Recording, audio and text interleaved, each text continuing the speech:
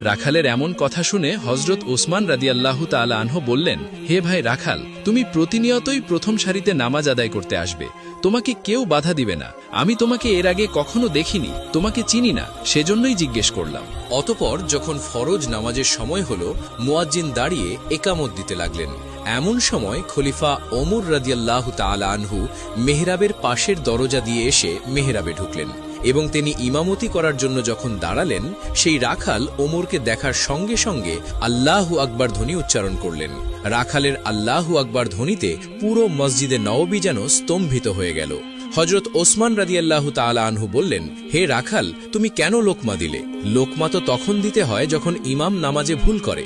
ইমাম তো এখনো নামাজ শুরুই করেনি, তাহলে তুমি কেন লোকমা দিলে? রাখাল বলল, গতকাল মরুভূমিতে যে পথিকের সঙ্গে আমার দেখা হয়েছিল, এই তো সেই পথিক। আমি এই ইমামতির জায়গায় হজরত ওমরকে দেখতে চাই। আমি তো এই পথিককে দেখতে চাই না। এই পথিক তো একজন ভণ্ড মুসলমান, সে নিজেও একজন মুনাফিক এবং আমাকেও মুনাফিক বানানোর পায়তারা করেছে। যে জায়গায় দাঁড়িয়ে হজরত ওমর ইমামতি করবেন, সেই জায়গায় যদি আমি এই মুনাফিক পথিককে দেখতে পাই, তাহলে তো লোকমা দেওয়া ছাড়া আমার আর কোনো উপায় নেই। রাখালের এমন কথা শোনার পর মসজিদের নববীতে উপস্থিত সকল সাহাবী চিৎকার করে বলতে লাগলেন, এই পাগলকে সামনের কাতারে কে জায়গা দিয়েছে? এই পাগলের এত বড় সাহস কি করে হয়? সে আমাদের খলিফাকে মুনাফিক বলে, সে আমাদের খলিফাকে ভণ্ড বলে। এই পাগলকে এক্ষুনি সামনের কাতার থেকে বের করে দাও। হজরত ওমর রাদিয়াল্লাহু তাআলা আনহু সমস্ত মুসল্লির উদ্দেশ্যে বললেন, আতিউল্লাহ ওয়া আতিউর রাসূল ওয়া উলিল আমরি মিনকুম। তোমরা আল্লাহর আনুগত্য করো, রসুলের আনুগত্য করো এবং তোমাদের নেতার আনুগত্য করো। আমি ওমর তোমাদের নেতা বলছি, তোমরা কেউ কোনো শব্দ করবে না, মসজিদের ভেতর বিশৃঙ্খলা সৃষ্টি করবে না। ওমর রাদিয়াল্লাহু তাআলা আনহুর এমন ঘোষণার পর মুহূর্তের মধ্যে মসজিদে নববী শান্ত হয়ে গেল। হযরত ওসমান রাদিয়াল্লাহু তাআলা আনহু বললেন, হে রাখাল ভাই, তুমি যাকে পথিক বলছো, ইনি আমাদের খলিফা, আমিরুল মুমিনিন, খলিফাতুল মুসলিমিন হযরতে ওমর।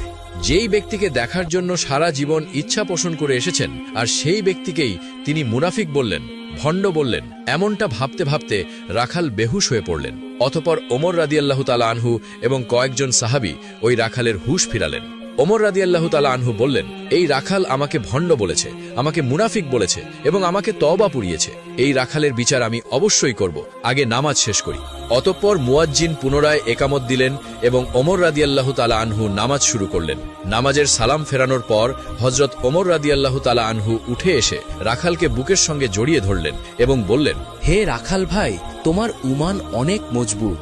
অতঃপর উমর রাদিয়াল্লাহু তাআলা আনহু উপস্থিত মুসল্লিদেরকে